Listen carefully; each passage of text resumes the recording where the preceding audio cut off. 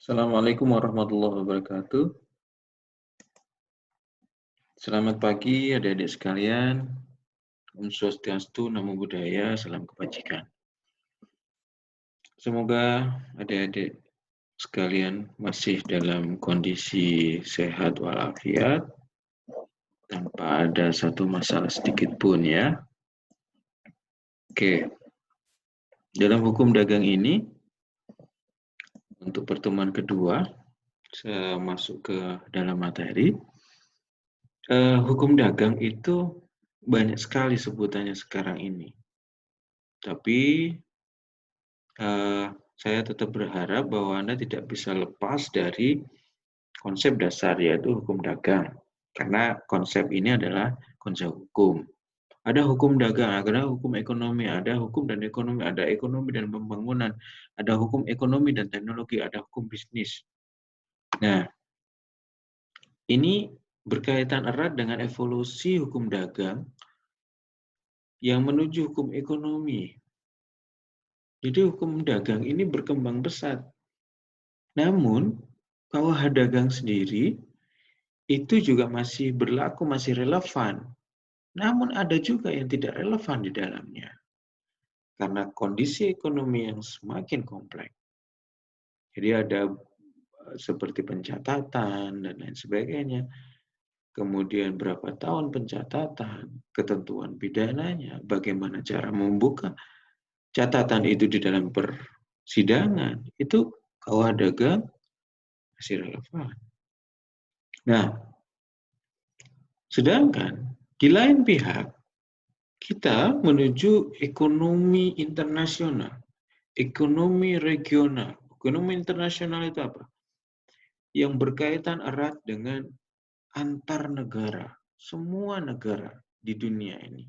Maka kita mengenal dengan WTO, World Trade Organization.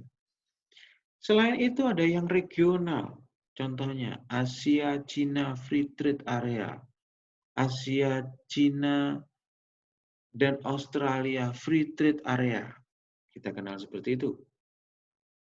Ada juga yang bilateral, Indonesia-Malaysia, Indonesia-Singapura, Indonesia bla bla bla bla.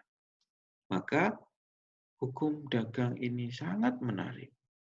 Jika Anda melihat bahwa kita masih memiliki banyak sekali PR yang belum terakomodasi dalam hukum internasional seperti WTO, maka ini adalah menjadi tugas bersama saya, tugas Anda ke depan untuk memperbaiki hukum Indonesia.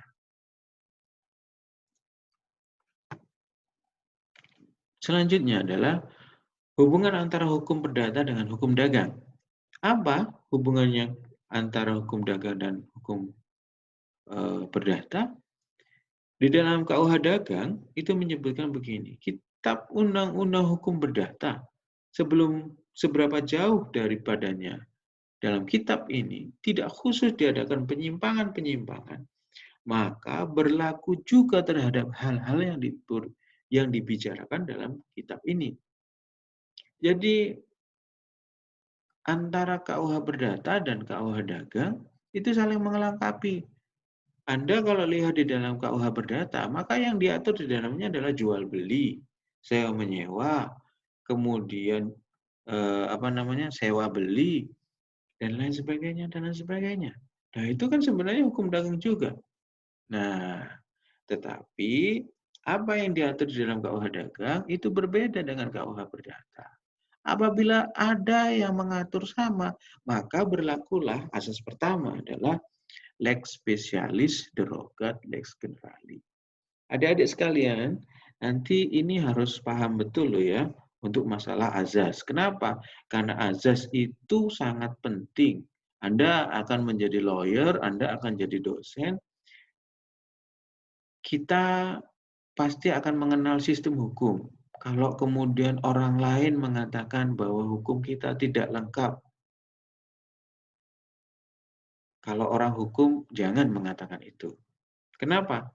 Hukum itu lengkap. Kadang undang-undang A mengatur pokok-pokok di dalam undang-undang A.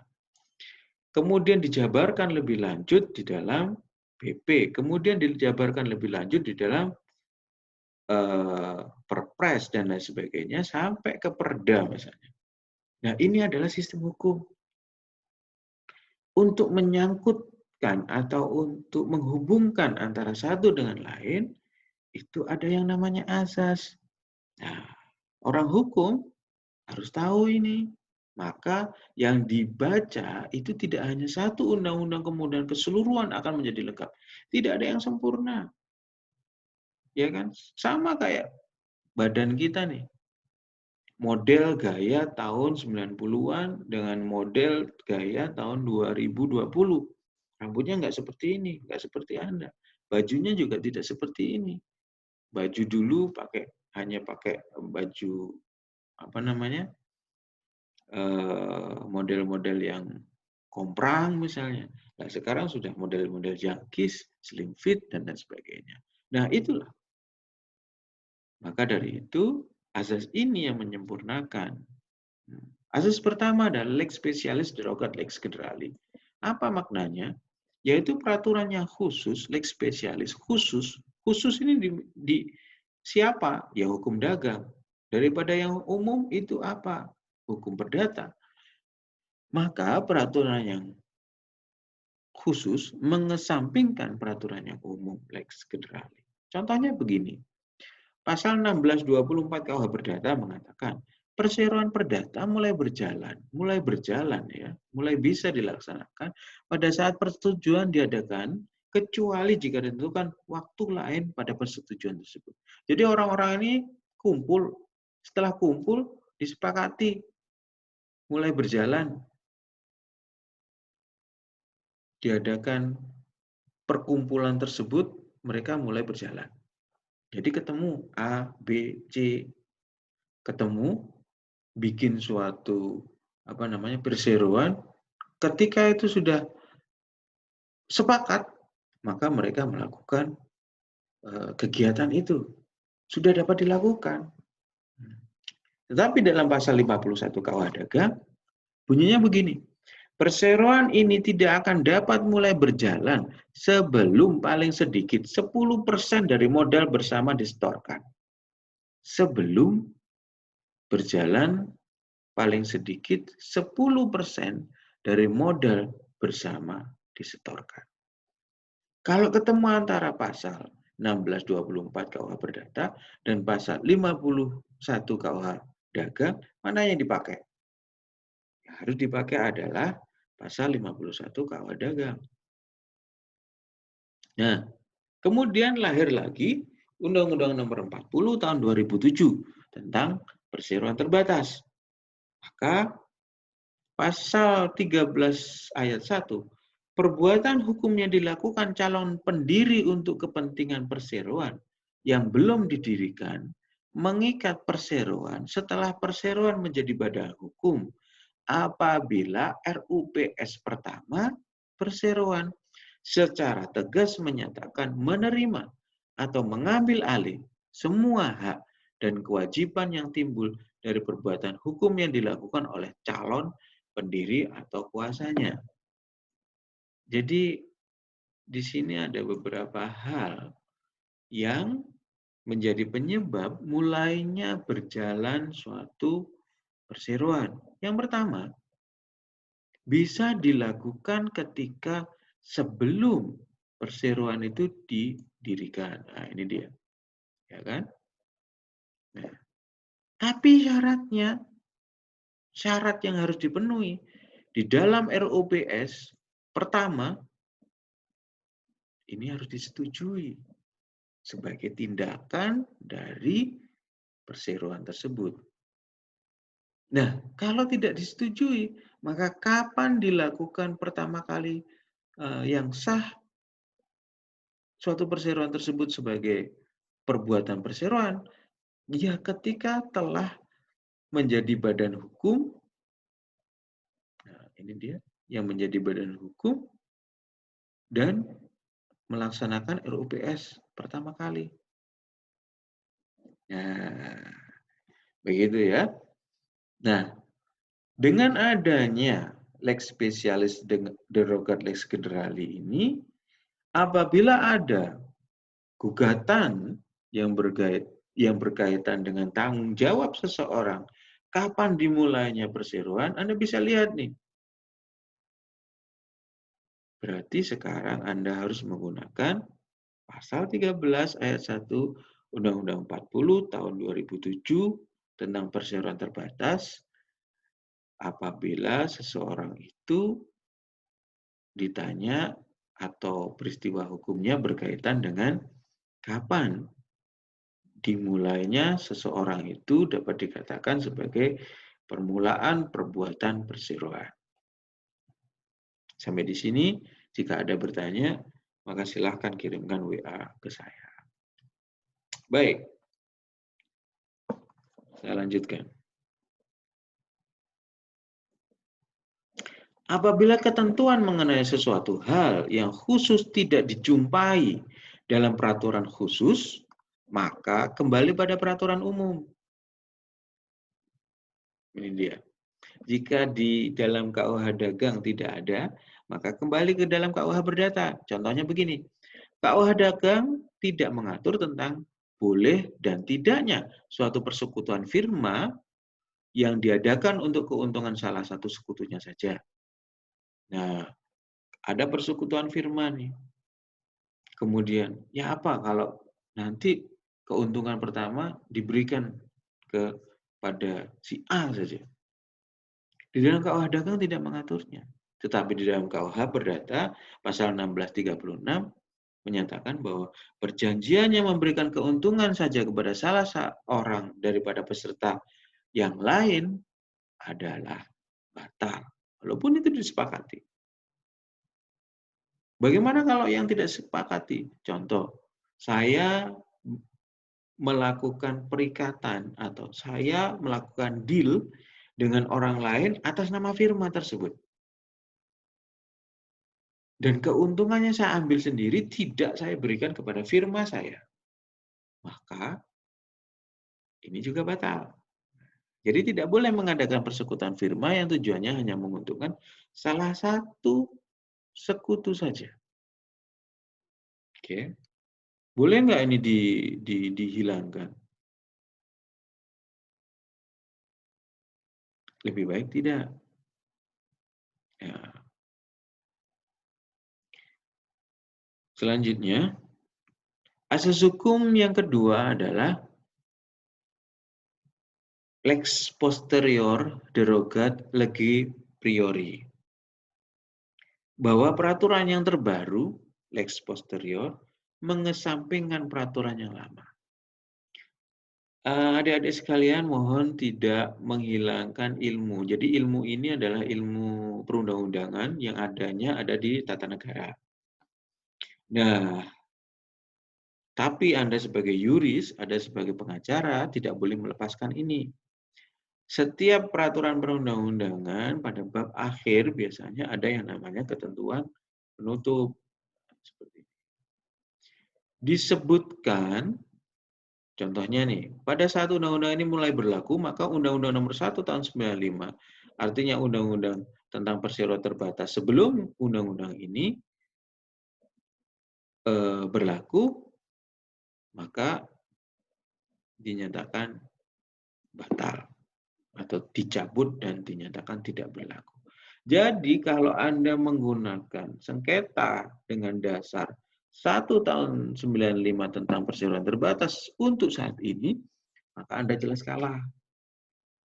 Jelas keliru dasar hukumnya. Kenapa? Karena ini sudah dinyatakan tidak berlaku. Tapi di atasnya bunyi begini pasal 159. Peraturan pelaksana. Peraturan pelaksana ini bukan undang-undang. Dia bisa PP, bisa berupa perpres, bisa berupa permendak, dan lain sebagainya. Oke, sampai di sini paham ya? Nah, nanti kalau nggak paham diulangi lagi rekamannya, biar enak. Sehingga yang tidak bertentangan dengan peraturan ini masih tetap berlaku sepanjang tidak bertentangan atau belum diganti dengan yang baru berdasarkan undang-undang. Oke, paham ya? Ini sedikit ilmu perundang-undangannya, jadi harus harus multidisiplin ilmu sebenarnya. Baik, saya lanjutkan. Kekhususan dalam hukum dagang dibandingkan dengan hukum perdata pada umumnya ditinjau dari ruang lingkup. Masih relevan sampai saat ini. Ya, kekhususan hukum dagang yang hanya untuk pedagang, yang bagian untuk pedagang saja, ini sudah tidak relevan dan tidak dapat dipertahankan. Ini dia. Bagian mana yang tidak relevan? Bagian mana yang tidak relevan itu pasal 2 sampai dengan pasal 5 KUH Dagang. Sehingga pasal 2 sampai dengan pasal 5 ini dihapuskan. Oke. Nah, pasal 2 sampai pasal 5 KUH Dagang dihapuskan. Saya masuk ke dalam pengertian perusahaan. Perusahaan itu pengertiannya sejak zaman Belanda itu Polak itu mengatakan bahwa perusahaan itu ada perhitungan rugi dan laba yang diperkirakan dan segala sesuatu yang dicatat dalam pembukuan. Ya, ada kata-kata perhitungan rugi dan laba. Ada juga ada pencatatan dalam pembukuan. Oke. Ini yang harus kita ingat. Selanjutnya, dalam peraturan perundang-undangan, Undang-Undang Nomor 3 Tahun 82 tentang wajib daftar perusahaan, perusahaan itu disebutkan bahwa setiap bentuk usaha yang menjalankan setiap jenis usaha yang bersifat tetap, terus-menerus, dan didirikan, bekerja, serta berkedudukan di wilayah negara Republik Indonesia. Ini penting, berkedudukan dalam wilayah negara Republik Indonesia. Untuk tujuan memperoleh keuntungan atau laba. Untuk tujuan memperoleh keuntungan atau laba. Oke ya, disimpan ini ya. Yang garis bawah disimpan sebagai catatan Anda. Undang-Undang Nomor 8 tahun 97 tentang dokumen perusahaan menyatakan begini. Perusahaan adalah setiap bentuk usaha yang menjalankan kegiatan secara tetap dan terus-menerus dengan tujuan memperoleh keuntungan tetap, ya. Saya ulangi lagi, secara tetap dan terus-menerus dengan tujuan memperoleh keuntungan atau laba, baik yang diselenggarakan oleh orang perorangan maupun badan usaha yang berbentuk badan hukum atau bukan badan hukum yang didirikan dan berkedudukan dalam wilayah Republik Indonesia. Oke. Undang-Undang Nomor 40 tahun 2007 menyatakan perusahaan adalah badan hukum yang merupakan persekutuan modal. Jadi persekutuan modal itu kalau bahasa lain itu mengatakan begini.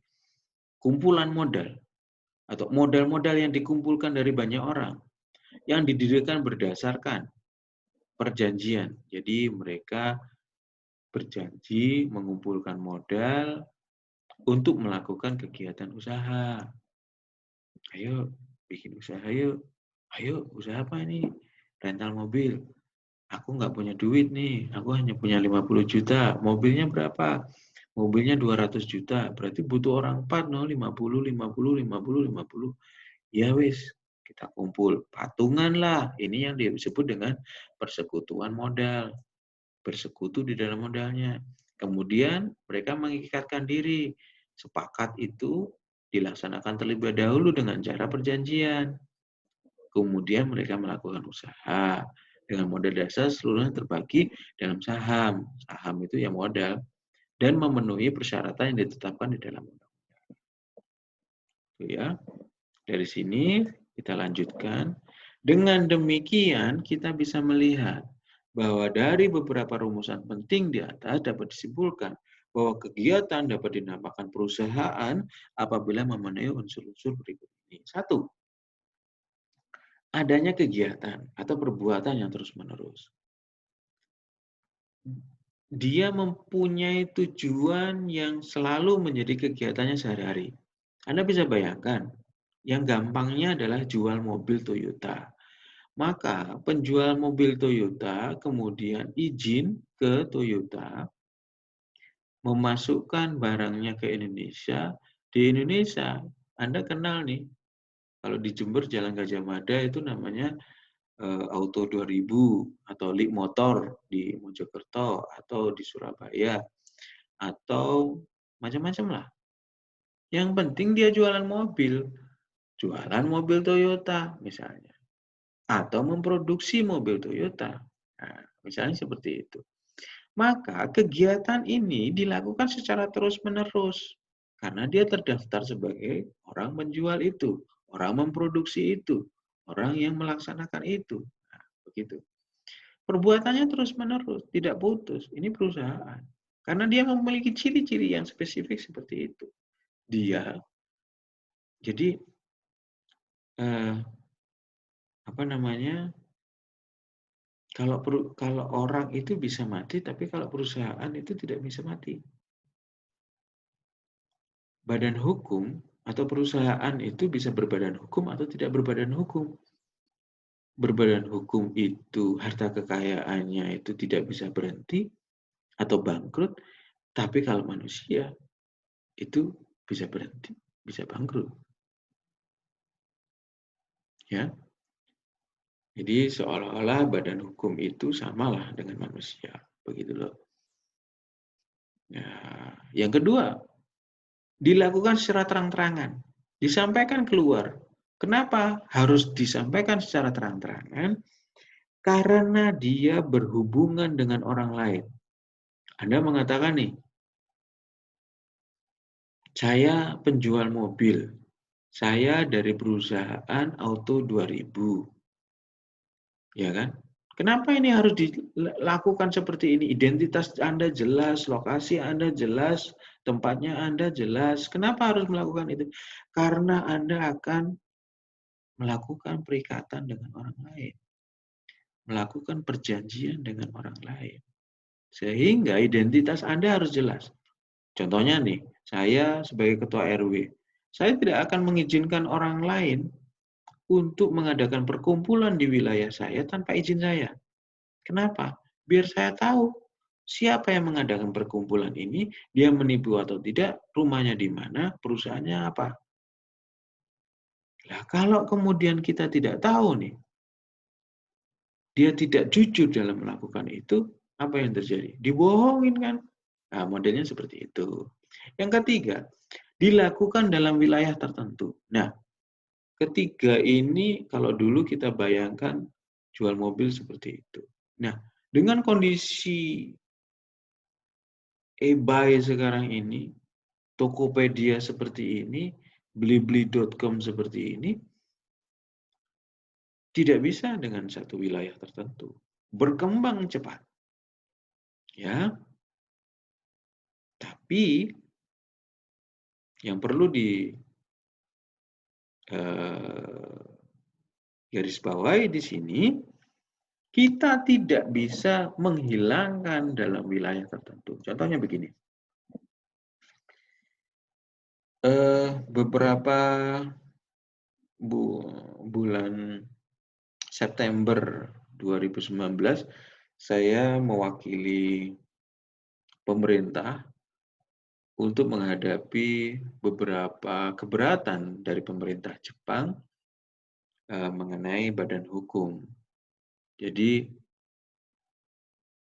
kalau orang Jepang ingin membuat usaha di Indonesia, maka dia wajib membuat badan hukum Indonesia. Itu kan? Jadi membuat ciki atau wafer gitu ya. Maka dia wajib, nggak boleh produk itu dibuat di Jepang, kemudian diimpor ke Indonesia, kemudian langsung dijual ke Indonesia. Tidak boleh. Kenapa? Hubungannya apa? Kalau mereka boleh melakukan itu, kita bisa melakukan itu di negara mereka. Gitu. Tapi bagi negara kita, tidak bisa melakukan. Dan itu spesifik untuk hukum Indonesia. Kenapa? Satu, untuk membuka lapangan pekerjaan. Ya kan? Terus yang kedua, untuk mengetahui konsumen, perlindungan konsumen Indonesia, bahwa apabila terjadi suatu kadaluarsa, barang yang dijual kadaluarsa, barang itu beracun dan lain sebagainya, jelas siapa yang akan digugat, di mana tempatnya, rumahnya di mana.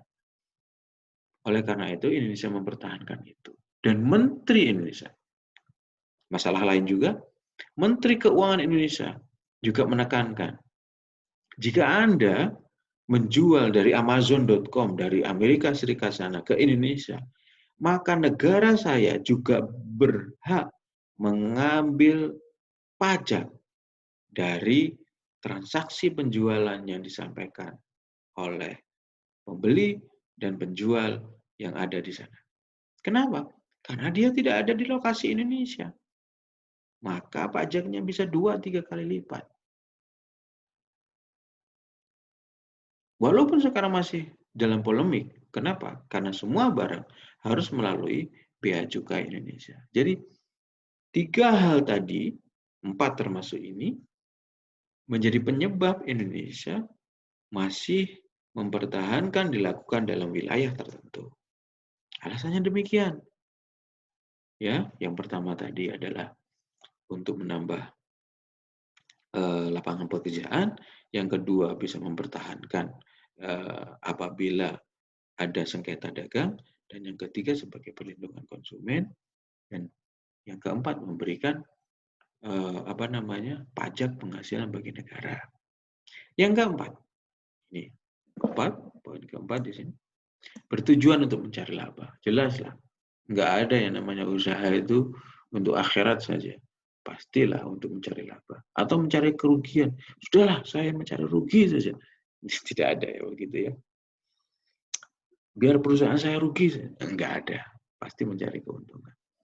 Yang kelima, ada pembukuan. Nah, ini yang penting. Pembukuan nanti berhubungan dengan hak dan tanggung jawab, entah itu konsumen, entah itu pegawai, entah itu direksi, komisaris, dan sebagainya. Yang keenam, melakukan perjanjian. 1, 2, 3, 4, 5, 6 itu jika ada, maka itu dikatakan sebagai perusahaan. Oke, sampai di sini. Silahkan kalau ada pertanyaan, mungkin akan menghabiskan sekitar 2 MB dari kuota Anda, tapi Anda bisa lari ke tempat WiFi gratis bersama Ngopi 5.000 misalnya bersama teman, atau jika teman sudah mendownloadnya, Anda bisa berbagi dengan Bluetooth saja. Semoga bermanfaat. Kita ketemu lagi insya Allah Jumat depan. Dan jika ada pertanyaan, Anda bisa kirimkan lewat grup WA yang kita telah buat. Ya, Pak, kemarin itu ada pertanyaan mengenai absensi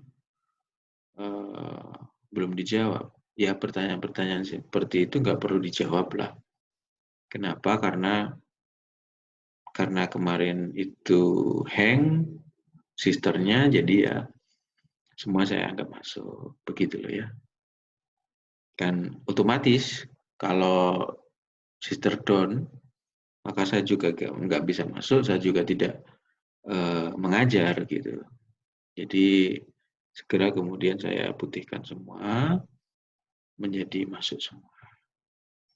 Saya kira begitu adik-adik ya. Semoga bermanfaat. Saya akhiri. Assalamualaikum warahmatullahi wabarakatuh.